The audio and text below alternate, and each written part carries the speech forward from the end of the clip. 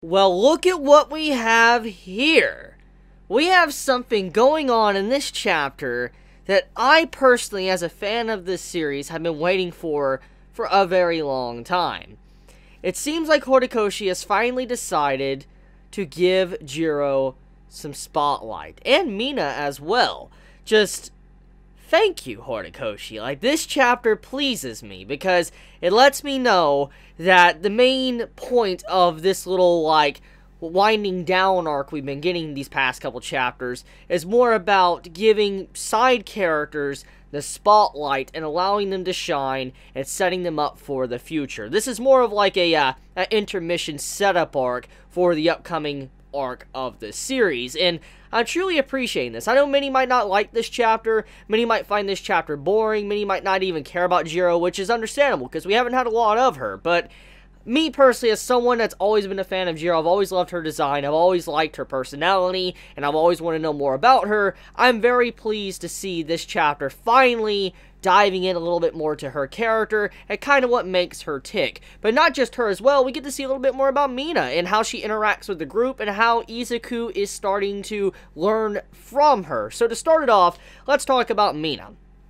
So Mina, in this chapter of Boku no Hero Academia, she starts off by dancing. She's just going crazy, breakdancing and all that right at the start of the chapter, which is just straight up Mina thing to do. From everything we've seen from Mina and how she's acted already in the series, her doing like some form of breakdancing and all that in front of people, it's just like her. And I really appreciate the fact that Izuku is learning how to dance from her. Now, many might think this is actually filler. Many might think that this stuff going on with, Izuku learning how to dance might not be relatively important at all, might not have any weight to the future of the series, and in some ways, it might not. But there is something that we need to really think about when it does come to the dancing. Dancing, in some ways, could be considered a form of fighting style. And since Izuku has been constantly learning how to fight from Ida, or, Bakugo, and then All Might, now with, what Mina is doing and teaching him how to dance, maybe, Izuku could somehow form a new fighting style through dance. Because in some ways, when you're fighting and moving, it could be kind of like a dance. And if Mina teaches him properly how to breakdance and all that, then he might be able to incorporate this into his techniques in the future. Because like I said, this is a big part of Izuku's character. Every time he's seen someone's fighting style or how they move, he incorporates that. It's been a big thing. It always pops up every time. Like I said, he took stuff from Ida, and he's took stuff from Bakugo and All Might. And now when you see something like this from Mina, maybe this is Horikoshi setting up Izuku for the possibility of a new fighting style, which I do look forward to if that is the case. So, yeah, I just wanted to make sure I pointed that out. But Mina, though, very adorable. Loved her in this chapter, and I loved how she was just very, very, very into dancing, and she wanted people to dance. She wanted to have a part of the culture festival, focusing on dance. I just like, it's amazing. I love her character so much. But moving into the next part, though, let's talk about Jiro. So Jiro, in this chapter, like I said earlier on in this video, she gets the spotlight. And it seems like this upcoming events of this arc is going to be focusing on Jiro and kind of diving more into her character and her connections with her classmates in UA. In this case, we get to see how closely connected she is with her musical instruments. We saw her room before, we knew she was into rock and roll and all that, but with this chapter, we clearly see that she really, really, really loves her music, and she even considers it a hobby, but at the same time, she's too shy to share this hobby, which I like. It's a very realistic trait to a person, because usually when you have someone very talented with music or writing, maybe gaming, anything, okay, any form of hobby, sometimes people are just too shy to share that, with others that they're good at something. That's just how it is. I know I'm a little bit shy when it comes to certain things that I might be good at, and I just don't want to share or even show people, because it's just embarrassing. At the end of the day, some of us do get embarrassed about certain things that we're good at, and we're self-conscious about it, or maybe we don't think we're that good, and we don't people, making fun of us. We don't want people coming in just putting us down saying we're horrible, so we just don't want to hear that. So I can relate with Jiro quite a bit, and it's a very realistic trait to her character, and I do appreciate how Horikoshi implemented that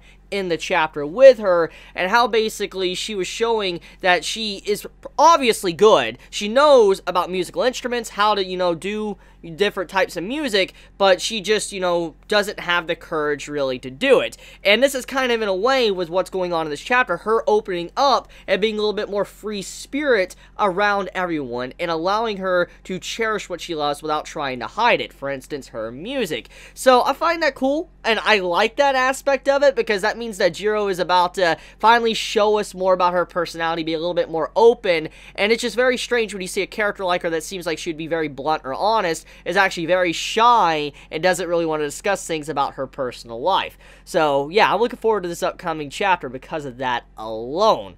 So anyways, let's talk about the other main stuff going on. The Culture Festival to also the other mini character interactions going on. So this chapter overall, with what's being set up, it is something that we have seen many times over in other manga. Actually, in terms of manga, slice of life manga or romance manga, like stuff that happened in this chapter was legit something you would see from those type of series. And that doesn't necessarily mean it's a bad thing, because as I've said many times in the past when it comes to Boku no Hero Academia, I appreciate chapters like this because, you see, I know many when they're, you know, reading a battle shonen and all that, like Boku no Hero or whatever, they expect non-stop action, action, action, you know, intense stuff, action, action, action. That's what a lot of people expect from battle shonen. But at the end of the day, if you're just going to have nothing but action, you're going to wind up being like Fairy Tail, or you're going to wind up being like some aspects of Black Clover, and that's what I don't want. I don't want that at all. I actually want a series that has character development, you know, characterization, has, you know, moments in the series that decides to focus on the characters, shows them out of their natural environment of constantly, you know, going in and fighting. We get to see how they interact with people or how they go about their day-to-day lives in school. Because at the end of the day, as we know,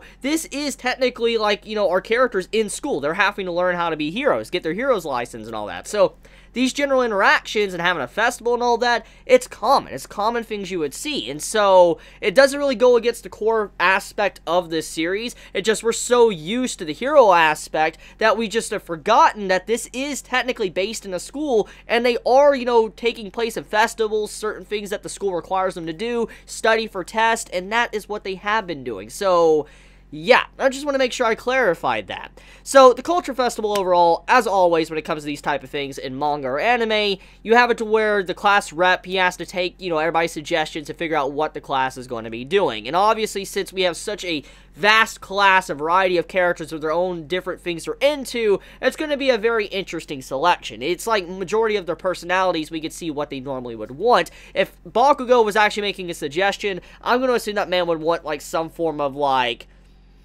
I don't know, it would be something definitely with a competition. It would definitely be a competition in some sort with the class or other classes, because that's just Bakugo in general. But, all the individual ones that we saw were pretty funny. Like, some were funny, some were really cool because they show us insight to the characters. For instance, let's talk about, the one with, you know, having the maid cafe. The maid cafe one, that had me like, yo, I need this. Like, I need this, okay? I mean, I made a video last week talking about Best Girls and how Horikoshi is amazing at designing female characters and making them very unique or different. I love them. And seeing that maid cafe panel of the chapter, I'm like, bruh, Horikoshi, please bless me with that. Please do that. I mean, if you're going to talk about a maid cafe, at the very least, bless me with that. And you know what? If you're not going to give me a maid cafe, you know what you can do for me, Horikoshi? You could go out of your way and do a color page, okay? I mean, you had that spicy Ochiko color page, okay, today. That's a very spicy color page for Ochiko. Very good stuff. I'm not going to put that down. It looks incredible. But if you're going to do a maid cafe or hint at a maid cafe, at least give me a color page of them. Just do that for me. Come on now, Horikoshi. Do that for me. But after that was said, though, Mineta follows it up, and oh my god, what he said was just like, it's Mineta. I mean, at the end of the day, we should have expected him to say what he said, but Mineta says, instead of a maid cafe, let's go even further, let's have a titty bar. And I'm like Mineta, yo, Mineta, yo, my dude, Mineta, Mineta. You're a good man. You're a good man. Like, you're a good man. I know people give you a lot of hell. I know people put you down. I know not a lot of people like you in the Boku no Hero Academia fan base community and all of that. But man, like, that suggestion, Agree. I agree. Anyways, jokes aside, though, we also have little things about, wanting to have a little restaurant and all that, like, giving out food to people, to also having a little stage play, to having, a little mini live-action concert or dance. I mean, we see a lot of different individual suggestions overall that reflect the individual character personalities from our characters in UA. And overall, at the end of the day of this chapter, we find out that what they're going to really be settling on is more of a live-action concert with a little bit of dance thrown in as well. So it's kind of like Mina and Jiro are having their stuff mixed together, which is very cool, because that means that two of these female characters that haven't really had a lot of spotlight are going to finally get some spotlight and get time to shine and, express themselves for really the first time in this series. I mean, they've been there, but they never really had a sole focus on them, like the big spotlight on them, and they're finally getting that. So, like I said, I'm just pretty happy with that overall.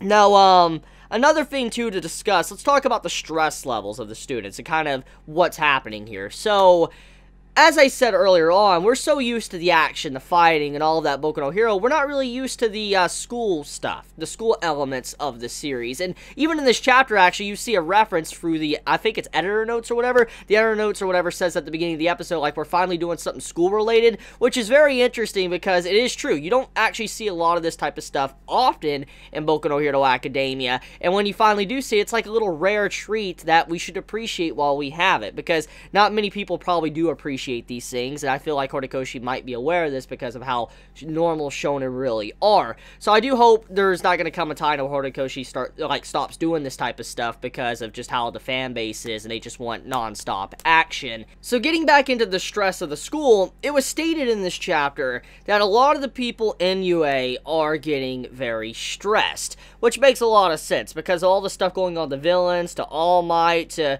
everything that's happened. It makes a lot of sense why a lot of people would be stressed out. And so a culture festival, in the long run, the culture festival is going to probably allow people to wind down, take a moment to breathe, and allow them to actually, realize that it's not always going to be that stressful, and they have some time for themselves to just have some fun with their friends. And so that's kind of one of the big aspects of this chapter, what we're finding out, and how many of the reasons why this is happening is to kind of lower the stress levels of the students. Once again, showcasing the purpose of this arc. It's a winding down arc, prepping us for whatever is to come, and also, these are kids in training, heroes in training. They're not actually heroes yet, and so they still do need time to learn, wind down, and it shouldn't always be as stressful as it has been in recent arcs. And I think everybody can agree with me that this was a solid chapter. If you don't like the chapter, I can understand why. I mean, if you don't care about Jiro, and if you don't care about Mina, you might not like this chapter. But at the very least, we need to take note of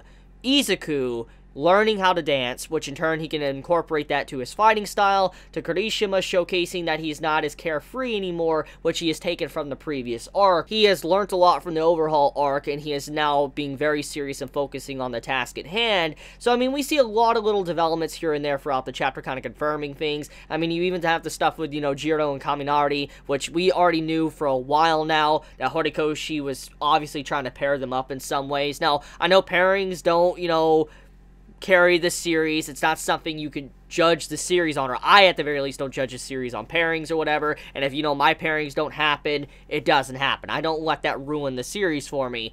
But I mean, it's obvious from the way this chapter is being done, there's a lot of Jiro and Kaminari bait going on when it comes to the couple segment, and so yeah, I mean, Horikoshi does this a lot. I mean, we know for a fact that he has been very, very forward with, certain couples. I mean, with the whole Momo and Todoroki stuff, to Mina and, Kirishima, to Ochiko and Izuku. I mean, we've constantly had, couples paired together and all that. It's just been very obvious that that's kind of the direction Horikoshi wants to go with them. But, like I said, it could still change no matter what, depending on how the story goes. But yeah, so I want to end it there. Let me know your thoughts in the comments below. If you enjoy my content, please subscribe. If you like this video, please leave a like. And if you want to get notified for whenever I upload a video, please click the bell icon down below next to the subscribe button. So I love you guys. You have a wonderful day or night wherever you live. Stay healthy, stay safe. Chibi out.